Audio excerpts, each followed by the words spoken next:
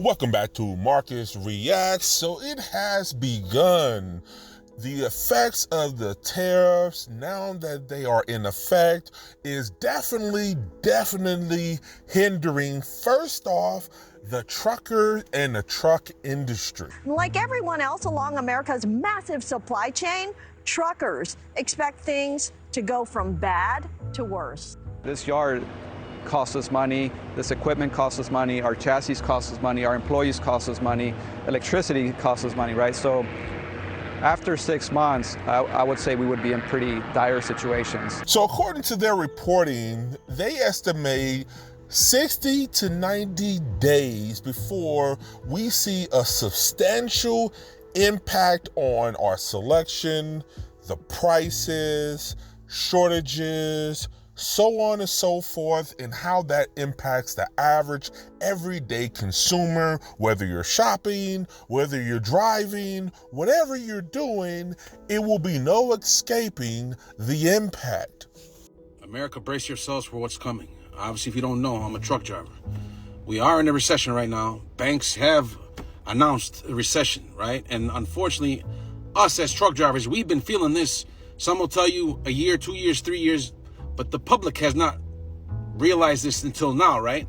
Now, what's going to happen is it's like deja vu all over again. Warehouses are running out of product. They have only so much, and the rest is going to be relied on other countries. Unfortunately, due to the tariffs, we don't have anything to rely on right now, right?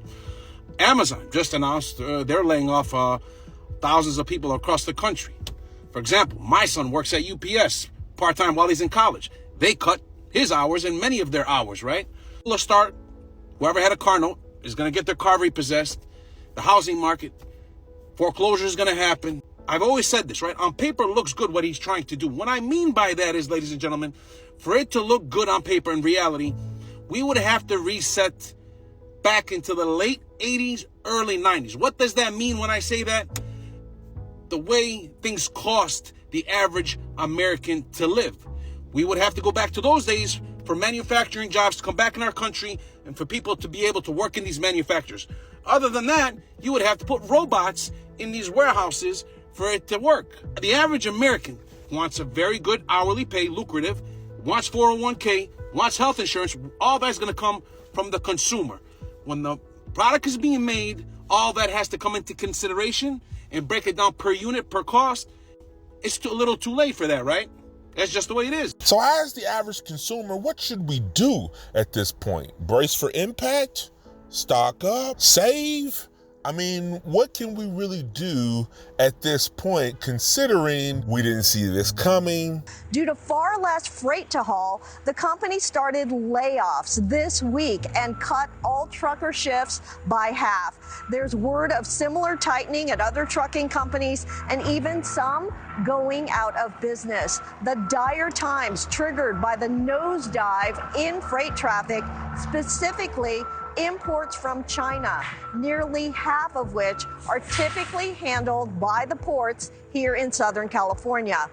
Now, the outlook is grim for the rest of the year, with a drop of 20% in imports overall. But look at this, a monstrous dive of up to 80% of goods from China. Long before the trade war, California had moved to end the sale of gas-powered big rigs after 2035.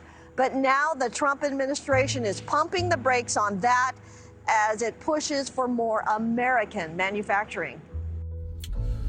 What's up, guys? How you guys doing today? So I'm in my truck right now, and it's been 2 days, no loads, right? So I just started with this company. This company, they actually run mail, and when they don't have mail, they run other loads. So it's been 2 days without no load. So remember what I just told you. We run mail, and plus we run regular loads.